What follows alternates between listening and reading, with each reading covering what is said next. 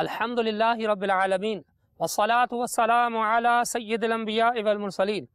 अम्मा बाद फ़अऊज़ु बिल्लाहि मिनश शैतानिर रजीम बिस्मिल्लाहिर रहमानिर रहीम। बेटे बेटे इस्लामी भाइयों, आज हम हाजिर हैं सिलसिला शुक्र के फ़ज़ाइल में। इंशाअल्लाह अज़्ज़ा वजल इस सिलसिले में हम अल्लाह तबारक व तआला के शुक्र के फ़ज़ाइल कुरान और हदीस में जो वारिद हुए हैं उनको सुनने की सआदत हासिल करेंगे,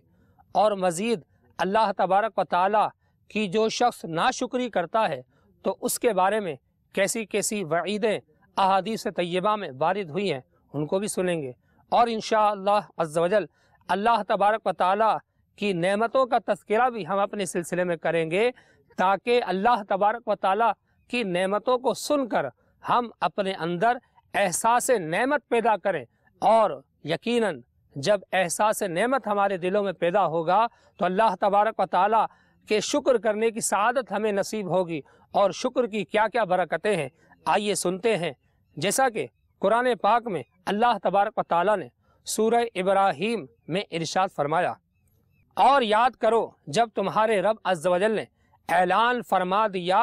कि अगर तुम मेरा शुक्र अदा करोगे तो मैं तुम्हें और ज़्यादा अता करूँगा, और अगर तुमने नाशुक्री की तो मेरा अजाब सख्त है। इस आयत करीमा की तफसीर में लिखा है कि हज़रत मूसा अलैहिस्सलाम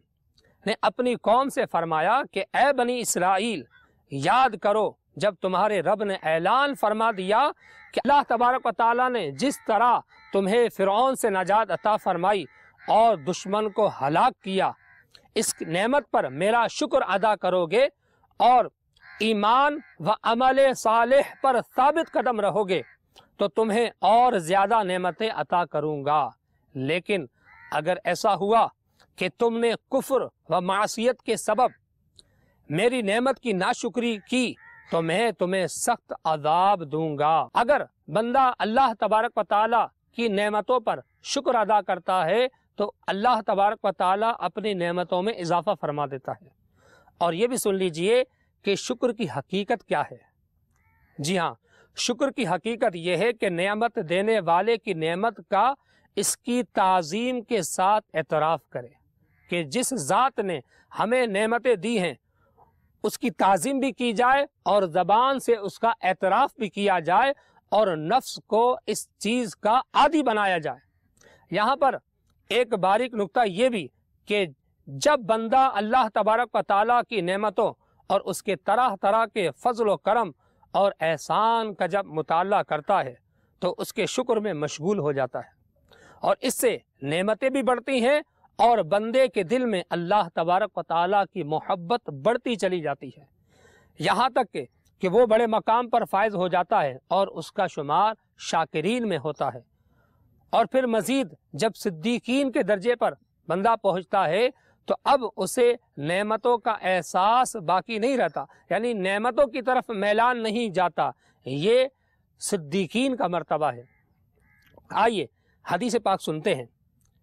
कि हज़रत अब्दुल्ला इब्न मसूद रदी अल्लाह ताला अन्हु इस हदीस पाक के रावी हैं। फरमाते हैं कि सरकार दो आलम सल्लल्लाहु अलैहि वसल्लम ने इरशाद फरमाया, जिसे शुक्र करने की तौफीक मिली वो नेमत की ज़्यादती से महरूम ना होगा। कि अल्लाह तबारक व तआला की अता करदा तौफीक है कि जिसे अल्लाह ताला ने अपना शुक्र अदा करने की तौफीक अता फरमाई तो वह अल्लाह तबारक व तआला की नेमतों की ज़्यादती से हरगिज़ महरूम ना होगा, क्योंकि अल्लाह ताला ने इरशाद फरमाया, लइन शकरतुम लअज़ीदन्नकुम, कि अगर तुम मेरा शुक्र करोगे तो मैं तुम्हें और ज़्यादा दूंगा। और मज़ीद हदीस पाक में फरमाया गया कि जिसे तौबा करने की तौफीक अता हुई तो वो तौबा की कबूलियत से महरूम न होगा। ये भी अल्लाह ताला का करम है कि अल्लाह ताला जिस शख्स को तौबा की तौफीक अता फरमाता है और वो अपने गुनाहों से तौबा करता है तो वो हरगिज़ तौबा की कबूलियत से महरूम न होगा, क्योंकि अल्लाह ताला ने इरशाद फरमाया, वहुवल्लज़ी यक़बलु तौबता अन इबादी, यानी और वही है जो अपने बंदों से तौबा कबूल फरमाता है। एक और हदीस पाक समात फरमाइए कि हज़रत नौमान बिन बशीर रदी अल्लाह ताला अन्हु से रिवायत है कि हुज़ूर अक़दस सल्लल्लाहु अलैहि वसल्लम نے ارشاد فرمایا جو تھوڑی نعمتوں کا شکر ادا نہیں کرتا وہ زیادہ نعمتوں کا بھی شکر ادا نہیں کرتا، اور جو لوگوں کا شکر ادا نہیں کرتا وہ اللہ تعالیٰ کا بھی شکر ادا نہیں کرتا۔ اور اللہ تعالیٰ کی نعمتوں کو بیان کرنا شکر ہے، اور انہیں بیان نہ کرنا یہ ناشکری ہے۔ تو انشاءاللہ عز و جل اس سلسلے میں ہم اللہ تبارک و تعالیٰ کی نعمتوں کا تذکرہ بھی سنیں گے کہ خدا احکم الحاکمین جل جلالہ کی بے شمار نعمتیں ساری کائنات کے ذرے ذرے پر بارش کے قطروں کی گنتی سے بڑھ کر اور درختوں کے پتوں سے بھی زیادہ، بلکہ دنیا بھر کے پانی کے قطروں سے بھی زیادہ اور ریت کے ذرات سے بھی زیادہ ہر لمحہ ہر گھڑی بن مانگے طوفانی بارشوں سے بھی تیز تر برس رہی ہے، جن کو شمار کرنے کا تصور بھی نہیں کیا جا سکتا۔ اور اس کا اعلان خود خدائے حنان و منان عز و جل نے اپنے پیارے کلام قرآن پاک میں اس طرح فرمایا۔ چنانچہ پارہ نمبر 14 سورۃ النحل میں اللہ تبارک و تعالیٰ کا ارشاد ہے وَإِن تَعُدُّوا نِعْمَةَ اللَّهِ لَا تُحْصُوهَا، ترجمہ قرآن کنز ایمان، اور اگر اللہ کی نعمتیں گنو تو انہیں شمار نہ کر سکو گے۔ میٹھے میٹھے اسلام بھائیوں اور مدنی چینل کے ناظرین، پھر اس کائنات میں جو اللہ تبارک و تعالیٰ نے شرف و فضیلت انسان کو عطا فرمایا، اس سے پتہ چلتا ہے کہ بندہ کسی بھی وقت، کسی بھی لمحے اور کسی بھی حالت میں، بلکہ کسی بھی صورت میں اپنے خالق و مالک عز و جل کی بے حد بے شمار نعمتوں سے لا تعلق نہیں ہو سکتا۔ اس کا اندازہ محض ایک لقمے سے لگایا جا سکتا ہے کہ جو نہ صرف خود ایک نعمت ہے بلکہ اس کے دامن میں بے حد و بے حساب نعمتیں ہیں کہ کن کن مراحل سے گزر کر وہ لقمہ اس قابل بنتا ہے کہ اس سے غذا حاصل کی جائے۔ ان چیزوں پر غور کرنے کی ضرورت ہے، اور ہمیں معلوم ہے کہ لقمہ دو چیزوں کا مجموعہ ہوتا ہے، ایک روٹی اور دوسرا سالن، اور یہ بھی ہمیں معلوم ہے کہ روٹی جو ہے یہ آٹے سے بنتی ہے اور آٹا گندم سے حاصل کیا جاتا ہے۔ اب سنیے کہ سالن گوشت اور سبزی سے بنتا ہے، ان سے تیار ہوتا ہے، یا سبزی ہوگی یا پھر گوشت ہوگا، اور جن جانوروں کا گوشت کھایا جاتا ہے ان کی نشو و نما گھاس سے ہوتی ہے،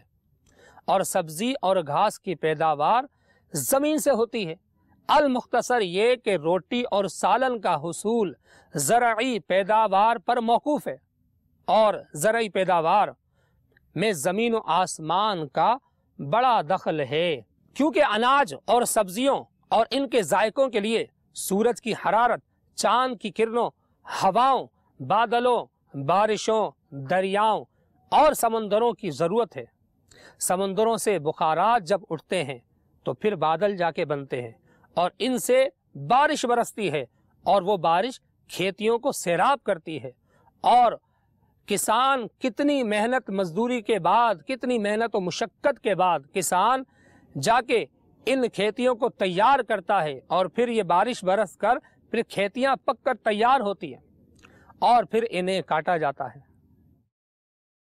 اور ہیوی مشینری سے گندم کو چھلکے سے علیحدہ کیا جاتا ہے،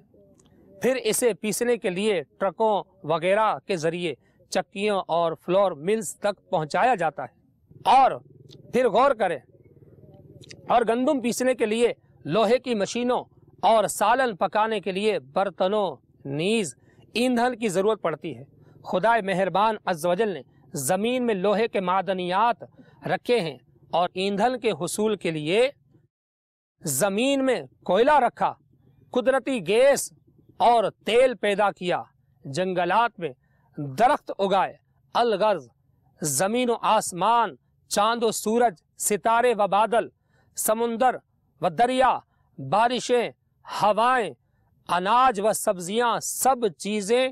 ایک لقمے کی تیاری میں اپنا اپنا کردار ادا کر رہی ہے۔ اگر ان میں سے ایک چیز بھی نہ ہو تو زرعی پیداوار بند ہو جائے، پھر بندہ اس لقمے کو منہ میں رکھتا ہے تو اس سے لطف اندوزی کے لیے اللہ تبارک و تعالیٰ نے زبان میں ذائقے کی حس کو پیدا کیا۔ اب ہم غور کریں کہ اگر کوئی لقمہ ہم کھائیں اور زبان اس کا ذائقہ اگر محسوس نہ کرے تو اب اس میں کتنا نمک ہے، کتنا جو ہے اس میں ذائقہ ہے، یہ زبان میں اللہ تعالیٰ نے جو ایک حس پیدا کی ہے کہ جو اس ذائقے کو محسوس کرتی ہے، اگر یہ ذائقے کی حس نہ ہو تو پھر بندہ کیسے اندازہ لگائے گا کہ یہ کھانا کس ذائقے کا ہے؟ لیکن اللہ تبارک و تعالیٰ نے زبان میں ذائقے کی حس پیدا فرمائی اور زبان میں ایک ایسا لعاب رکھا جو اس کو ہضم کرنے میں معاون ہے، اور اسے چبانے کے لیے اللہ تبارک و تعالیٰ نے ہمیں دانت عطا فرمائے۔ اب وہ لوگ کہ جن کے پاس دانت نہیں ہوتے، جن کے دانت ٹوٹ چکے ہوتے ہیں بڑی عمر کی وجہ سے، تو اب اندازہ لگائیے کہ وہ نوالے کو کس قدر مشکل سے چباتے ہوں گے۔ بسا اوقات تو ایسا کھانا کہ جس کو چبانا پڑے وہ کھا بھی نہیں سکتے۔ اور پھر اس بات پر غور کیجئے کہ لقمہ حلق سے اتارنے کے بعد بندے کا اختیار بالکل ختم ہو جاتا ہے کہ اب لقمہ حلق سے نیچے اترا، اب اس کو ہضم کرنا جسمانی اعضاء کا کام ہے۔ میدا لقمے کو پیستا ہے۔ اللہ تبارک و تعالیٰ نے میدے میں اس صلاحیت رکھی کہ میدا اس لقمے کو پیستا ہے اور جگر اس سے خون بناتا ہے، اور پھر فضلہ آنتوں اور مثانوں میں چلا جاتا ہے، یعنی جو زائد چیزیں ہوتی ہیں وہ مثانوں کے ذریعے باہر نکل آتی ہیں، اور یوں اس لقمے سے انسان کے جسمانی اعضاء کی نشو و نما ہوتی ہے۔ آنکھ، ناک، کان، ہاتھ اور پیر سب کو اسی سے غذائیت ملتی ہے۔ اسی ایک لقمے سے چربی بنتی ہے، اسی سے گوشت بنتا ہے، اسی سے ہڈیاں بنتی ہیں، اور اسی سے خون بنتا ہے، اور انسان زندہ رہتا ہے۔ اس قدر نعمتوں کے ہجوم کا تقاضا ہے کہ بندے کی ہر ساعت، ہر سانس رب تعالیٰ کے لیے صرف ہو۔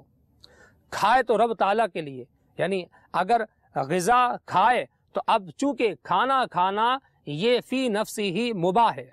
یعنی اگر کوئی شخص کھانا کھا لیتا ہے تو نہ اس میں گناہ ہے نہ اس میں ثواب ہے، لیکن اگر اللہ تبارک و تعالیٰ کی عبادت پر قوت کی نیت سے کھانا کھائے گا تو اب یہ اس کا کھانا بھی عبادت شمار کیا جائے گا، لیکن یہ اس وقت ہے کہ جب حد ضرر یعنی نقصان کی حد تک کھانے کو نہ کھایا جائے، ورنہ یہ نیت بیکار ہے کہ بندہ جب اتنا کھانا کھائے گا کہ بالکل اس پیٹ بھر گیا اور بوجھل ہو گیا تو اب وہ اللہ کی عبادت کیسے کرے گا؟ یعنی اتنا کھانا کہ جو نارمل غذا ہوتی ہے اتنی کہ اللہ تبارک و تعالیٰ کی عبادت پر قوت حاصل کرنے کی نیت سے جب کھانا کھایا گیا تو اب یہ کھانا اس کے لیے عبادت ہو جائے گا۔ کھائے تو اللہ تعالیٰ کے لیے، پیے تو رب تعالیٰ کے لیے، چلے تو رب تعالیٰ کے لیے، یعنی اس کا چلنا اللہ تبارک و تعالیٰ کی رضا کے کاموں کے لیے ہو، نیکی کی دعوت کے لیے چلے، اجتماع میں شرکت کے لیے چلے، یا علم دین حاصل کرنے کی طلب میں چلے، یا اللہ تبارک و تعالیٰ کے بندوں کی مدد کے لیے ان پاؤں کو استعمال کرے، تو یہ اس کا چلنا بھی اللہ تعالیٰ کے لیے ہوگا اور یہ بھی عبادت میں شمار کیا جائے گا۔ اور اس کا دیکھنا بھی رب تعالیٰ کے لیے ہو، دیکھے تو قرآن پاک کو، دیکھے تو مدینہ پاک کو، دیکھے تو خانہ کعبہ کو، اللہ تبارک و تعالیٰ کی نعمتوں کے نظارے کرے کہ کس قدر اللہ تبارک و تعالیٰ نے یہ کھیت بنائے اور یہ کس طرح اللہ تبارک و تعالیٰ نے باغات اگائے، اور ان درختوں کو دیکھ کر اللہ تبارک و تعالیٰ کی نعمتوں کا شکر ادا کرے، اور سنے تو رب تعالیٰ کے لیے، یعنی ایسی باتیں سنیں، قرآن پاک کی تلاوت سنیں، نعت رسول مقبول سنیں، لوگوں کی غیبت ہرگز نہ سنیں، اسی طرح جھوٹے قصے، کہانیاں اور اس طرح کی تفریحی باتیں ہرگز نہ سنیں۔ اس کا سننا بھی اللہ تعالیٰ کے لیے ہو، یہ بھی اللہ تبارک و تعالیٰ کی نعمت ہے۔ اور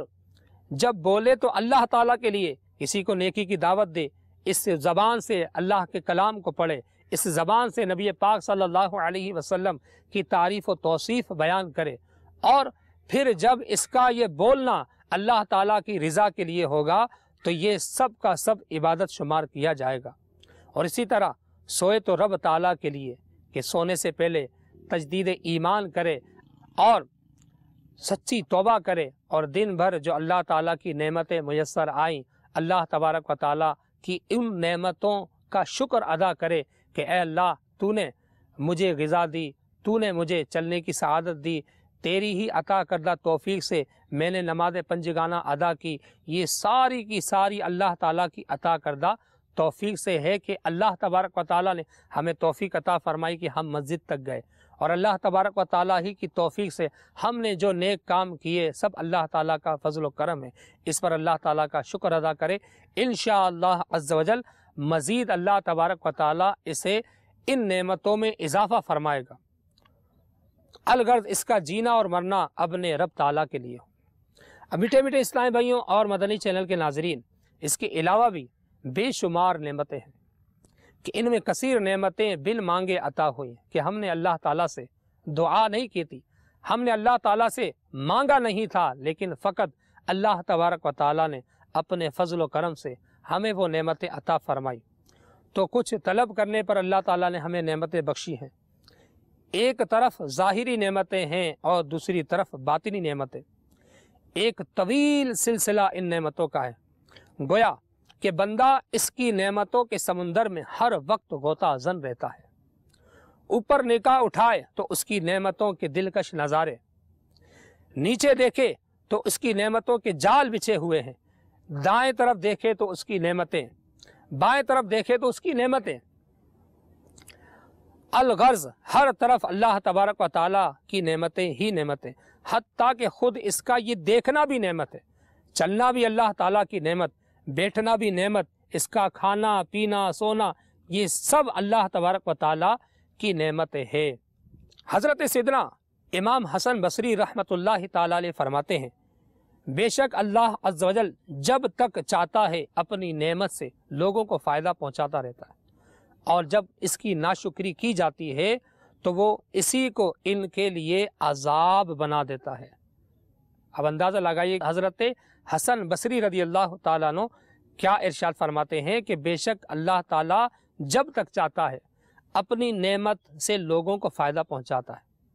اور جب اس کی ناشکری کی جائے، نعمتوں کا شکر ادا نہ کیا جائے تو وہ اسی کو ان کے لیے عذاب بنا دیتا ہے۔ اور امیر المومنین حضرت سیدنا علی المرتضیٰ کرم اللہ تعالی وجہ الکریم نے اہل ہمدان میں سے ایک شخص سے ارشاد فرمایا کہ بے شک نعمت کا تعلق شکر کے ساتھ ہے، اور شکر کا تعلق نعمتوں کی زیادتی کے ساتھ ہے، یہ دونوں ایک دوسرے کو لازم ہیں، بس اللہ تعالیٰ کی طرف سے نعمتوں کی زیادتی اس وقت تک نہیں رکتی جب تک بندے کی طرف سے شکر نہ رک جائے۔ اب ہم اللہ تبارک و تعالیٰ کی نعمتوں میں جو سب سے بڑی نعمت اللہ تبارک و تعالیٰ نے ہمیں بل مانگے عطا فرمائی ہے اس کو سننے کی سعادت حاصل کرتے ہیں کہ یہ کتنی بڑی اللہ کی نعمت ہے، اور اللہ تعالیٰ نے ہمیں بن مانگے عطا فرمائی تاکہ ہمارے اندر احساس نعمت پیدا ہو۔ کہ ایک مرتبہ حضرت عیسیٰ علیہ السلام نے ایک شخص کو ملاحظہ فرمایا کہ وہ اندھا ہے اور کوڑی تھا، یعنی کوڑ کا مرض اس کو تھا، اس کے بدن کے دونوں حصے مفلوج ہو چکے تھے، لیکن وہ اپنی زبان سے اس طرح کہہ رہا تھا، اے اللہ عز و جل تیرا بڑا شکر ہے، اے اللہ تیرا بڑا شکر ہے۔ تو حضرت عیسیٰ علیہ السلام نے دریافت فرمایا کہ وہ کون سی بلا ہے جس میں اللہ عز و جل نے تجھے مبتلا نہیں فرمایا، اور پھر تو کون سی نعمت کا شکر ادا کر رہا ہے؟ اس نے عرض کی، یہ ٹھیک ہے کہ میں اندھا ہوں، کوڑی بھی ہوں اور فالج زدہ ہوں، لیکن اللہ عز و جل نے مجھے ایمان کی دولت عطا فرمائی، بس میں اسی کا شکر ادا کر رہا ہوں۔ حضرت عیسیٰ علیہ السلام نے فرمایا، تو نے بالکل سچ کہا۔ پھر آپ علیہ السلام نے اپنا ہاتھ اس کے بدن پر پھیرا تو وہ فوراً تندرست ہو کر بیٹھ گیا اور اس کی بینائی بھی واپس ہو گئی۔ اللہ تعالیٰ کا محض اپنی کرم نوازی سے ہمیں ایک مسلمان گھرانے میں پیدا فرما دینا یقیناً بہت بڑا احسان ہے، کیونکہ اگر وہ چاہتا تو ہمیں کسی غیر مسلم کے گھر میں پیدا کرتا، اور کسی بت پرست کے گھر میں پیدا ہو کر ہم بتوں کی پرستش کرتے ہوتے، یا کسی مجوسی کے گھر میں پیدا ہوتے اور آگ کی پرستش کرتے ہوتے، لیکن اللہ تبارک و تعالیٰ نے اپنے فضل و کرم سے ہمیں مسلمان گھرانے میں پیدا کیا اور ہم مسلمان ہوئے۔ کوئی شخص بھی یہ نہیں کہہ سکتا کہ میں نے دنیا میں آنے سے پہلے اللہ کی بارگاہ میں دعا کی تھی کہ اے اللہ تو مجھے مسلمان پیدا کرنا، لیکن اللہ تعالیٰ نے ہمیں اپنے فضل و کرم سے مسلمان گھرانے میں پیدا کیا، اور یہ ایمان کی دولت اللہ تعالیٰ نے ہمیں بل مانگے عطا فرمائی۔ یہی دولت اسلام ہے جس کی برکت سے بوقت موت ہم پر خصوصی رحمتوں کا نزول ہوگا۔ یعنی موت کے وقت اللہ تعالیٰ کی رحمتوں کا نزول اسی ایمان کی برکت سے ہوگا، اور اسی کی برکت سے ہماری قبر جنت کے باغوں میں سے ایک باغ بنے گی، اور اسی ایمان کے وسیلے سے میدان محشر میں رحمت عالم صلی اللہ علیہ وسلم کی شفاعت اور سیدھے ہاتھ میں نام اعمال عطا کیا جائے گا۔ میٹھے میٹھے اسلامی بھائیوں، اسی ایمان کے صدقے میں پل صراط پر جب جہنمی کٹ کٹ کر گرتے ہوں گے، اللہ تبارک و تعالیٰ کے فضل و کرم سے آسانی سے گزرنا اور پھر جنت میں داخلہ نصیب ہوگا۔ یہ اسی ایمان کی برکت ہے۔ اب اندازہ لگائیے کتنی بڑی نعمت اللہ تعالیٰ نے ہمیں بل مانگے عطا فرمائی۔ اور اس کے برعکس اگر ہم کسی غیر مسلم کے گھر میں پیدا ہوتے اور اپنی تمام زندگی باطل عقائد کے ساتھ گزارتے تو ہو سکتا ہے کہ دنیا میں تو آرام مل جاتا، دنیا آرام سے گزر جاتی، لیکن جیسے ہی ملک الموت علیہ السلام دروازہ زندگی پر دستک دیتے، ہمیشہ ہمیشہ کے لیے مصیبتیں، آفتیں اور سخت عذابات ہمارا مقدر بن جاتے، کیونکہ مشرکین کے لیے دروازہ مغفرت کا بند ہو جانا، جنت سے محروم رہ جانا اور دوزخ میں ہمیشہ ہمیشہ رہنا حکم قرآنی سے ثابت ہے۔ چنانچہ سورہ نساء میں اللہ عز و جل نے ارشاد فرمایا، ان اللہ لا یغفر ان یشرک بہ ویغفر ما دون ذلک لمن یشاء، بے شک اللہ عز و جل اسے نہیں بخشتا کہ اس کے ساتھ کفر کیا جائے، اور کفر سے نیچے جو کچھ ہے جسے چاہے معاف فرما دیتا ہے۔ اس آیت پاک کے تحت تفسیر خزائن العرفان میں لکھا ہے کہ معنی یہ ہے کہ جو کفر پر مرے اس کی بخشش نہیں، اس کے لیے ہمیشگی کا عذاب ہے، اور جس نے کفر نہ کیا وہ خواہ کتنا ہی گناہ گار و مرتکب کبائر یعنی کبیرہ گناہوں کا ارتکاب کرنے والا ہو، وہ بے توبہ مر بھی جائے تو اس کے لیے ہمیشگی نہیں، یعنی اپنے گناہوں کی سزا پانے کے بعد وہ داخل جنت ہوگا۔ اس کی مغفرت اللہ تعالیٰ کی مشیت پر ہے، چاہے معاف فرمائے اور چاہے اس کے گناہوں پر اسے عذاب دے اور پھر اپنی رحمت سے اسے جنت میں داخل فرما دے۔ اب ہم ذرا غور سے سوچیں کہ اللہ تبارک و تعالیٰ نے ایمان جیسی عظیم نعمت ہمیں کیا مانگنے پر عطا کی تھی؟ کیا دنیا میں آنے سے پہلے ہم نے اللہ کی بارگاہ میں یہ دعا کی تھی کہ اے اللہ تو دنیا میں ہمیں ایمان والا پیدا کرنا؟ نہیں، ہرگز نہیں۔ اللہ تعالیٰ نے یہ ایسی بڑی نعمت ہمیں بل مانگے عطا فرمائی، تو ہم سوچیں کہ ہم نے اپنی زندگی میں اس عظیم نعمت پر کتنی مرتبہ اپنے رب عز و جل کا شکر ادا کیا۔ اور شکر ادا کرنا تو اسی وقت ہوگا نا کہ احساس نعمت اپنے اندر پیدا کرے، تو یقیناً ہم اس اپنے سلسلے میں اللہ تبارک و تعالیٰ کی نعمتوں کو سن کر اپنے اندر احساس پیدا کریں گے کہ اللہ تبارک و تعالیٰ کی نعمتوں کا ہمارے دلوں میں احساس پیدا ہو، اور ہم ان کی قدر و منزلت کو جانیں، اور اللہ تبارک و تعالیٰ کے شکر گزار بندوں میں ہمارا بھی شمار ہو۔ کہیں ایسا نہ ہو کہ اللہ تبارک و تعالیٰ کی ان نعمتوں کی ناشکری کی وجہ سے یہ نعمتیں ہم سے چھن جائیں، کہیں ایسا نہ ہو کہ کسی گناہ کی وجہ سے اللہ تبارک و تعالیٰ ہمیں ایمان سے ہی محروم کر دے۔ ہم روزانہ سوئیں تو تجدید ایمان کر کے سوئیں، اللہ تبارک و تعالیٰ کی بارگاہ میں سچی توبہ کر کے سوئیں، اور اپنے کفریات سے توبہ کر کے سوئیں کہ جانے انجانے اگر ہم سے کوئی کفر ہو گیا، اے اللہ میں اس سے توبہ کرتا ہوں۔ اور یہ اتنی بڑی نعمت اللہ تبارک و تعالیٰ کی جو اللہ تعالیٰ نے ہمیں عطا فرمائی،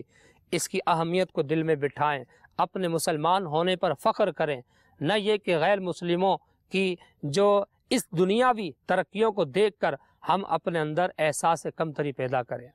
انشاءاللہ عز و جل ہم اپنے آئندہ کے سلسلے شکر کے فضائل میں اسی طرح اللہ تبارک و تعالیٰ کے شکر کے فضائل اور اللہ کی ناشکری کی نحوستیں اور وعیدیں سنیں گے، اور اللہ تعالیٰ کی نعمتوں کا تذکرہ سنیں گے، جس سے ہمارے اندر احساس نعمت پیدا ہوگا، اور انشاءاللہ عز و جل احساس نعمت پیدا ہوگا تو اللہ تعالیٰ کے شکر ادا کرنے کی سعادت ہمیں نصیب ہوگی، اور اللہ تعالیٰ ہمیں اپنے شکر گزار بندوں میں شامل فرمائے۔ اللہ تعالیٰ ہمیں عمل کی سعادت نصیب فرمائے۔ آمین بجاہ النبی الامین صلی اللہ علیہ وسلم۔